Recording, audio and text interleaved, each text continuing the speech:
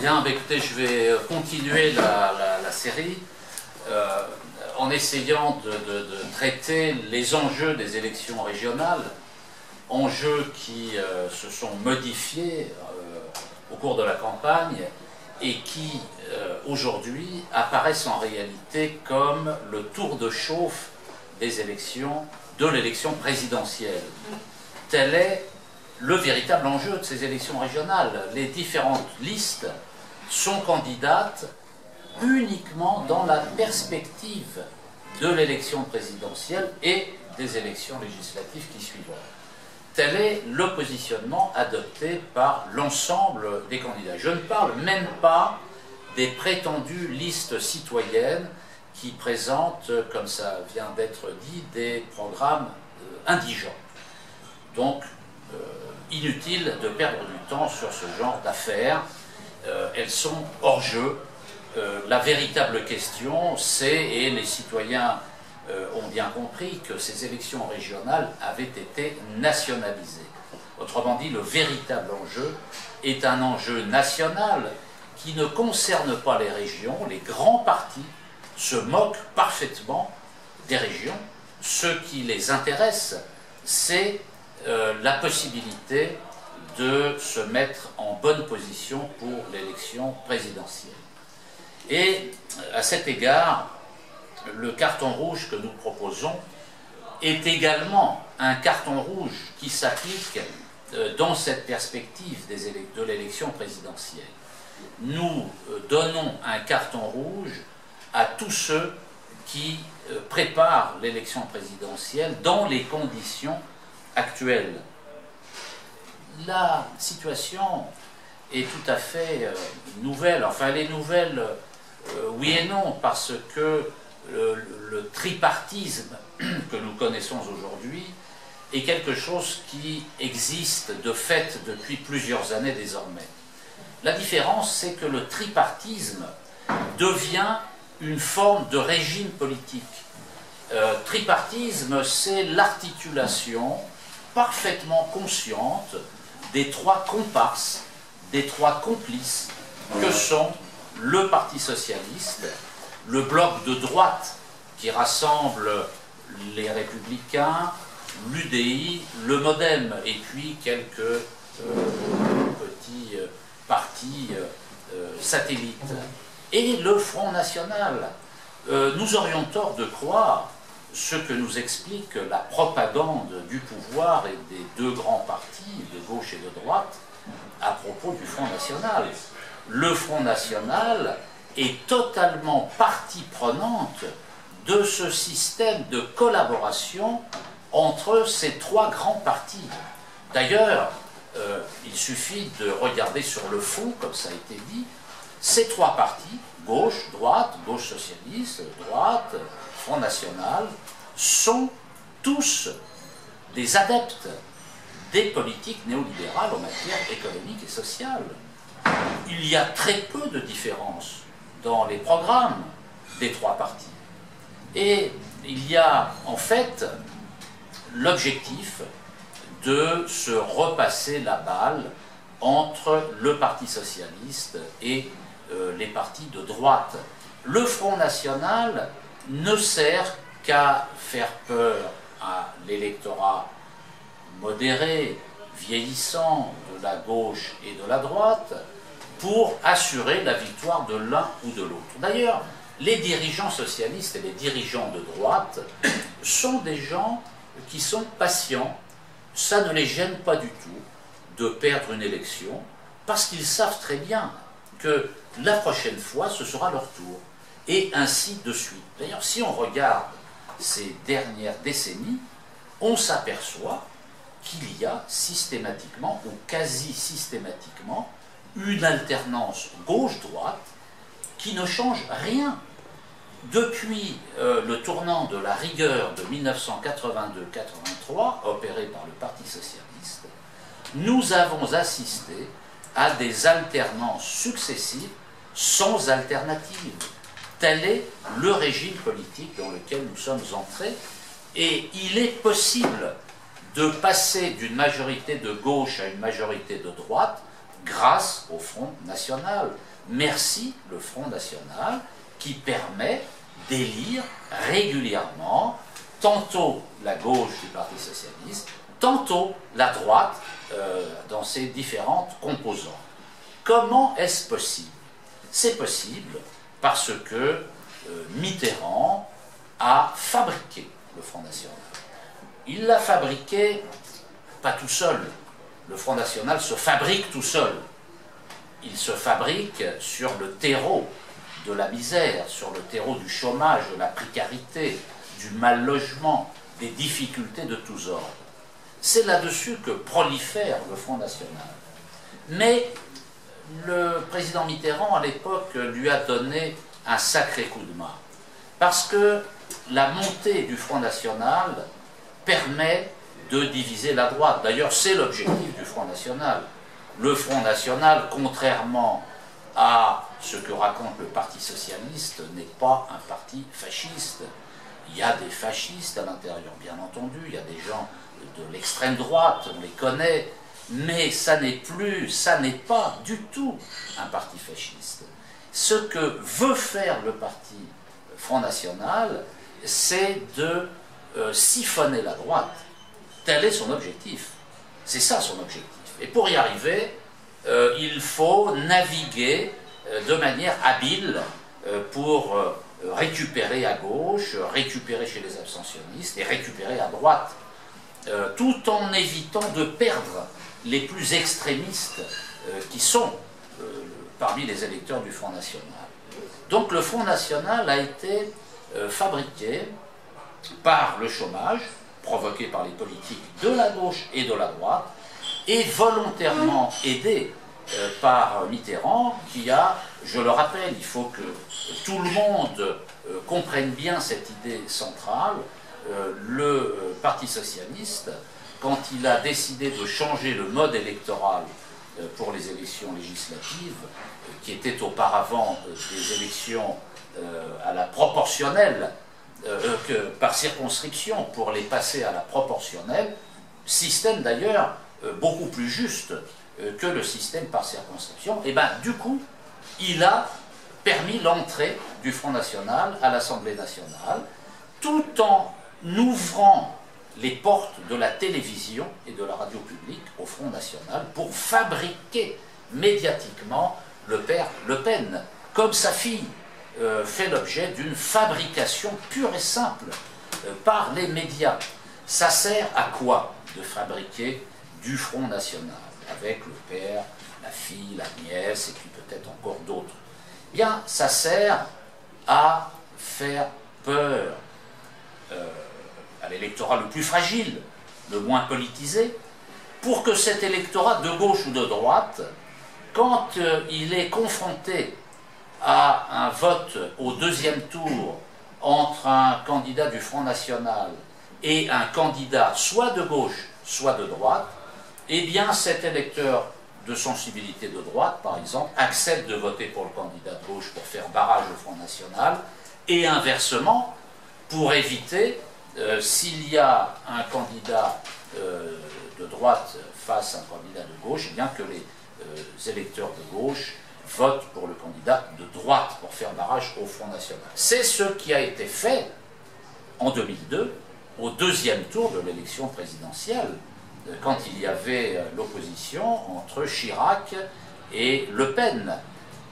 Toute la gauche a appelé à voter Chirac. Ce qui est en train de se préparer pour 2017, c'est exactement la même chose.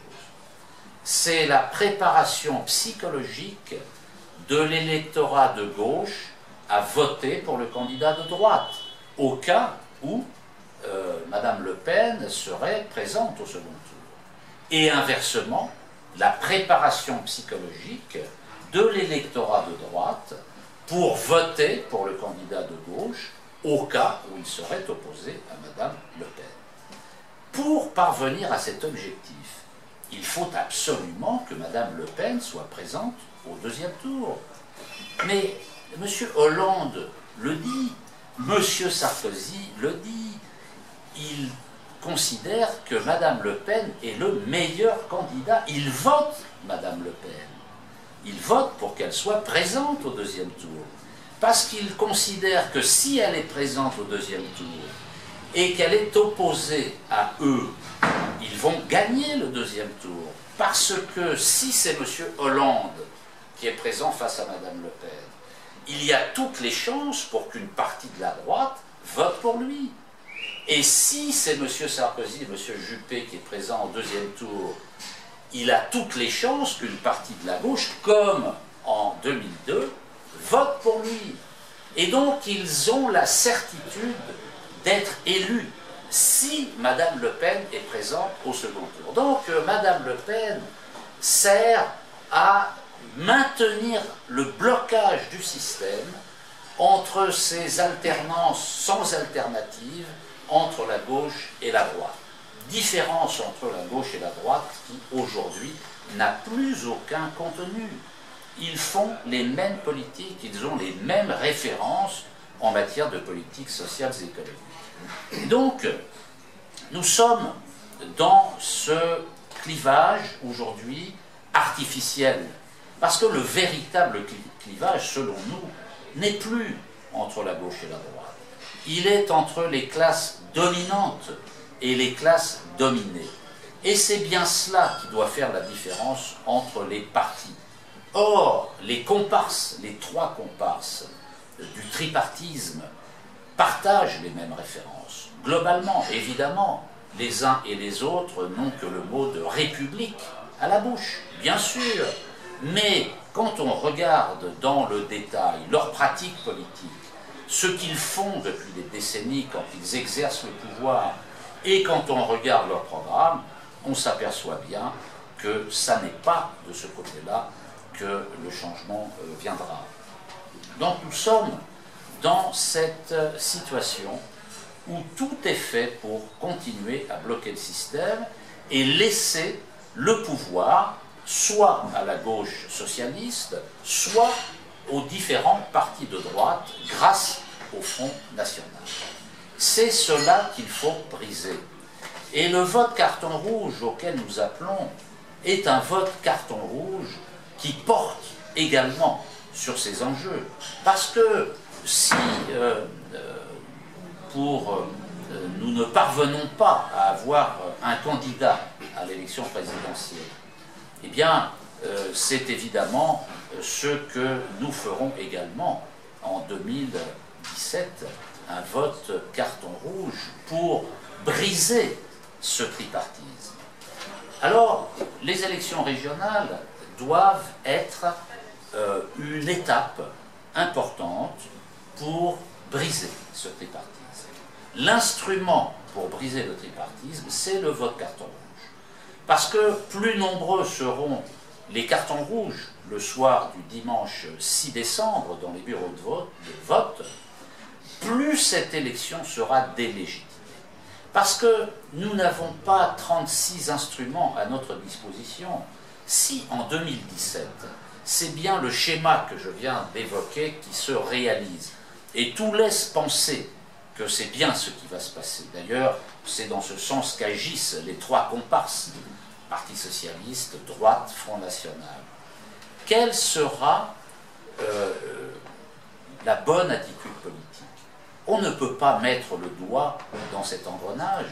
On ne pourra pas voter utile au premier tour. Parce que la différence qui va se produire en 2017, c'est que jusqu'à présent, on nous appelait à voter utile au deuxième tour. Au premier, on choisit, au deuxième tour, on élimine. Et donc, on vote par défaut au deuxième tour. On vote pour le moins pire. Or, ce qui nous est proposé en 2017, c'est de voter pour le moins pire dès le premier tour. C'est-à-dire un vote utile au premier tour. Le vote utile au premier tour, ça veut dire quoi? Ça veut dire que les chefs de file de la droite, les candidats potentiels, Juppé ou Sarkozy, ils ne sont pas pareils, mais ils sont pareils sur le fond, hein, ils ne sont pas pareils tout en étant pareils. Et puis, du côté du Parti socialiste, il semble que M. Hollande ait gagné la partie. Paradoxalement, malgré sa politique lamentable menée depuis 2012, qui n'a fait qu'aggraver la situation pour les classes populaires, et au-delà, qui a affaibli la France, qui a même ridiculisé la France dans plusieurs domaines, eh bien, pour les uns comme pour les autres, pour les dirigeants du PS comme pour les dirigeants de la droite, il faut écarter toute candidature qui viendrait ronger leur électorat du premier tour, parce qu'il faut qu'ils soient présents au deuxième tour. Et donc, il faut éviter qu'il y ait à la gauche du Parti socialiste, du candidat socialiste, ce qui n'est pas très difficile, d'éviter qu'il y ait des candidats. Même chose du côté de la droite. D'ailleurs, on voit bien dans l'élection régionale comment les choses s'organisent à droite. À droite, les listes régionales dans beaucoup de régions sont le résultat de la fusion des trois forces de droite principales, les Républicains, le MoDem et l'UDI. Ça préfigure, en fait c'est un accord qui a été passé à droite pour qu'il n'y ait qu'un seul candidat à droite, qu'il n'y ait pas de candidat Bayrou, Bayrou il va aller à la niche, et qu'il n'y ait pas de candidat UDI. Pourquoi ont-ils passé cet accord? Parce que les Républicains ont lâché quelques miettes au MoDem et à l'UDI. Quelques miettes, c'est quoi? C'est un groupe parlementaire, c'est-à-dire que le parti dominant à droite, les Républicains, va laisser quelques circonscriptions pour le MoDem et pour l'UDI, de façon à ce qu'ils aient un groupe parlementaire. Voilà le deal qui a été fait. C'est la même chose à gauche. À gauche, le Parti socialiste travaille dans l'ombre pour éviter que le Front de gauche et les Verts présentent un candidat à l'élection présidentielle. C'est gagné pour les Verts. Les Verts auront un groupe parlementaire, ils auront quelques miettes. C'est clair, les choses sont faites. Mais à l'occasion des élections régionales, il y a quand même quelques listes des Verts, comme en Ile-de-France par exemple, Europe Écologie Les Verts, parce qu'il faut bien faire monter les enchères. Et il y a un peu une course à l'échalote pour récupérer le plus de postes possible. Et puis, il y a la question du Front de gauche. Que va faire le Front de gauche au moment de l'élection présidentielle? Parce que le Front de gauche est dans une situation critique. Une situation critique sur le plan électoral où il régresse par rapport à son plafond qu'il avait atteint à l'élection présidentielle de 2012 avec 11% des voix, ce qui était un bon score. Mais depuis, il n'a fait que perdre sur le plan électoral. Et puis, il est désuni de plus en plus. Et puis, il n'apporte rien, il n'a aucun dynamisme. Il a un programme qui ne tient pas la route. Sur l'emploi, il est indigent. Et surtout, sur la question de l'Union européenne et de l'euro, il est pour le système. Il fait partie des partis du système. Il défend le système. Alors, est-ce que le Front de gauche va présenter un candidat à l'élection européenne? On peut prendre les paris présidentiels. On peut prendre les paris. La réponse est non. Il n'y aura pas de candidat du Front de gauche à la présidentielle. On peut prendre les paris tout de suite. Peut-être qu'il y aura des francs-tireurs. M. Mélenchon est une personnalité particulière et il peut lui passer par l'esprit d'être candidat, pourquoi pas, ou tel autre. Hein. Il y a des personnages comme cela qui sont difficilement maîtrisables. Mais ce sont des candidatures kamikazes qui ne présentent aucun intérêt politique parce qu'elles n'ont rien à proposer. Si M. Mélenchon est candidat, M. Mélenchon, il a soutenu Tsipras, alors il s'est un peu éloigné, c'est vrai, mais il ne s'est pas éloigné au point de dire que le fond du problème et la sortie de l'euro de l'Union européenne. Ça, il ne le dit pas. Il persiste. Et donc, il n'a rien à dire, M. Mélenchon. Il peut être candidat, mais si c'est pour ne rien dire, qu'il reste chez lui. En revanche, le Parti communiste ne va pas s'opposer au Parti socialiste. Les dirigeants communistes ont fait de nombreuses alliances avec le Parti socialiste aux élections municipales, ici même à Paris. Le Parti communiste va continuer à rechercher des alliances avec le Parti socialiste. On le voit d'ailleurs dans les programmes. M. Laurent qui veut une politique authentiquement de gauche, et M. Bartolone qui veut une vraie politique de gauche. Mais c'est quoi tout ça? Ils vont donc se retrouver. Et le Parti communiste ne présentera pas de candidat à l'élection présidentielle. Ils appelleront tous à faire barrage au Front National dès le premier tour. Et c'est pour cela qu'il faut faire barrage au tripartisme et au schéma politique dans lequel nous sommes entrés.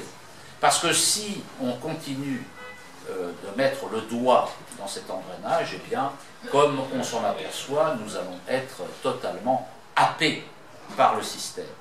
Par conséquent, pour cette élection régionale, il y a l'arrière-plan de l'élection présidentielle et le carton rouge et la forme politique adaptée de résistance face à l'évolution du système politique français, celui du tripartisme, qui amuse la galerie avec un parti factice, le Front National, qui est fabriqué de toutes pièces pour créer l'inquiétude chez une partie de l'électorat afin de les rabattre le moment venu vers les deux grands partis que sont le PS et les partis de droite.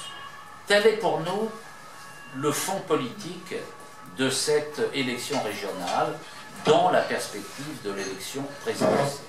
J'ajoute un mot pour conclure sur l'espoir qui peut exister en matière politique. Parce que malheureusement, la situation politique est bouchée. Certes, il y a le tripartisme avec ce jeu malsain entre le Parti socialiste, le bloc de droite et le Front National. Il y a l'illusion de l'alternative au Front de gauche, qui est une fausse alternative, parce que, encore une fois, derrière les trois comparses du tripartisme, il y a deux catégories de partis. Il y a les partis qui sont pour l'euro, pour l'Union européenne, pour la mondialisation, et qui luttent contre ceux qui veulent précisément démondialiser, qui veulent sortir de l'euro et qui veulent sortir de l'Union européenne, en les assimilant d'ailleurs au Front National. Et ces partis rassemblent les Verts, le Front de gauche dans ses différentes composantes, même si un certain nombre de militants du Parti communiste, du PG, sont pour la sortie de l'euro. Mais sortez du PG, sortez du Parti communiste. Il n'y a aucun avenir dans ces partis. Il faut rejoindre des partis comme le Parti de l'émancipation du peuple. Parce que rester dans ces partis qui n'arrivent pas, qui ne veulent pas évoluer, et on voit le résultat, qui laisse la porte ouverte finalement aux forces les plus rétrogrades, eh bien le moment est venu de mettre un terme à l'existence même de ces partis politiques. Et il faut le dire clairement. Alors, donc, il y a des partis qui sont pour le système, qui sont, tout en se défendant, évidemment, ça n'empêche pas le Parti communiste de parler de temps en temps du capitalisme, etc. Mais tout ça, c'est pour donner le change, c'est pour essayer de conserver quelques militants à l'intérieur, mais en réalité, on ne peut pas être contre le capitalisme et pour le maintien dans l'euro et dans l'Union européenne, qui sont les avancées les plus sophistiquées du système capitaliste. Ça ne tient pas la route. Il est temps de mettre un terme à cette hypocrisie, à ce double langage. Donc, il y a du côté des partis de gauche et de droite qui ne font pas partie du tripartisme, il y a les hypocrites et les adeptes du double langage. Et puis il y a d'autres partis qui affirment être pour la sortie de l'euro et de l'Union européenne. On l'a dit tout à l'heure, j'ajoute d'ailleurs que le Front National, je fais un petit retour en arrière, le Front National qui prétend être favorable à la sortie de l'euro et de l'Union européenne, bien qu'il ait gommé cette revendication de son programme régional, de ses programmes dans les régions, en réalité, ce parti ne veut pas sortir. Et je dirais même plus, quand on regarde le racisme permanent qui est diffusé par le Front National, ce racisme odieux, dirigé contre les étrangers, et en particulier contre les Arabes, eh bien, le Front National est un parti qui, objectivement, est complice des terroristes. Parce qu'en alimentant sans arrêt ce racisme anti-arabe particulièrement, il suscite chez un certain nombre de jeunes en particulier un réflexe d'autodéfense qui alimente, qu'on le veuille ou non, le radicalisme djihadiste. Il faut que les choses soient claires. Le Front National contribue à alimenter cette situation. Il est temps de le dénoncer publiquement pour que les choses soient claires dans les esprits. Et en particulier chez les électeurs du Front National qui, s'ils veulent résoudre la question du chômage, retrouver la souveraineté de la France en sortant de l'euro de l'Union européenne, doivent voter pour des partis comme nous. Alors, je termine les partis qui prétendent sortir de l'euro de l'Union européenne. Debout la France, nous souhaiterions que Debout la France et Nicolas Dupont-Aignan évoluent. Qu'il évolue, Nicolas Dupont-Aignan, pour clarifier sa position sur la sortie de l'euro de l'Union européenne. Il n'est pas clair. Un coup il en parle, un coup il n'en parle pas. Quand il en parle, c'est assez flou. Il y a un besoin de clarification. Et il y a un besoin de clarification avec lui sur le jour d'après. Parce que ça ne suffit pas de dire que l'on veut sortir de l'euro de l'Union européenne. Si on sort de l'euro de l'Union européenne, c'est bien pour que ça change de politique. C'est bien pour changer les choses. Et principalement pour mettre un terme au chômage. Or, sur cette question centrale, Nicolas Dupont-Aignan reste totalement imbibé des théories néolibérales. Il n'y a pas de différence avec le Parti socialiste et avec la droite. Pas plus d'ailleurs qu'avec le FN, sur ces questions centrales. Il faut donc, si l'on veut créer un front des forces qui veulent la sortie de l'euro de l'Union européenne, eh bien il faut là qu'il y ait une évolution dans la pensée de Nicolas Dupont-Aignan et de Debout la France. Et on peut dire la même chose de l'UPR de François Asselineau. On considère qu'il y a un potentiel d'action commune. Mais François Asselineau, il est comme Nicolas Dupont-Aignan.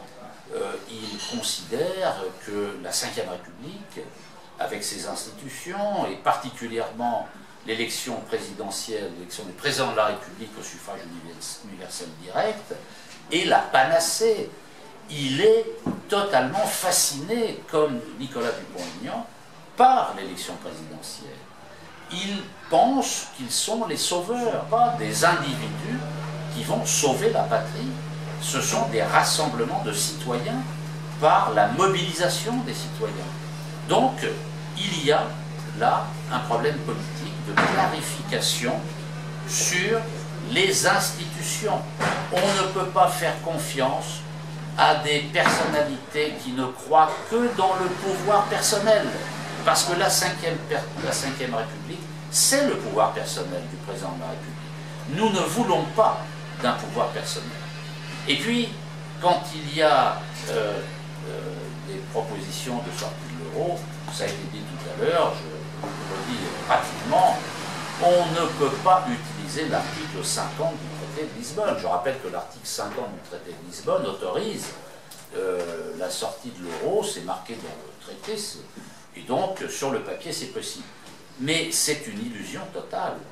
Comment croire dans l'honnêteté des oligarques européens? Comment croire dans le droit européen, alors que toute l'expérience de ces dernières décennies a montré à la fois que le droit communautaire est un droit qui est fait pour les oligarques et que les oligarques eux-mêmes ne sont absolument pas prêts à lâcher quoi que ce soit. On l'a vu avec la Grèce.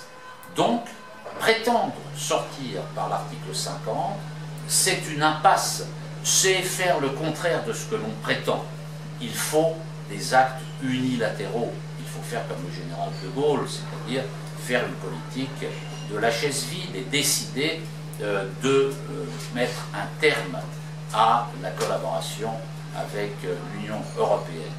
Voilà l'orientation politique que nous proposons. On ne peut faire confiance en l'état actuel des choses à aucun de ces partis politiques. Les conditions politiques ne sont pas encore mûres pour le rassemblement de ceux qui veulent le renouveau social, le renouveau national, le renouveau démocratique. Les conditions ne sont pas réunies. Nous agissons pour créer ces conditions, en dehors de toute illusion de rassemblement derrière un chef ou un petit chef, comme veulent l'être tel ou tel responsable de parti politique. Ça n'est pas comme cela que l'on résout les problèmes de la France.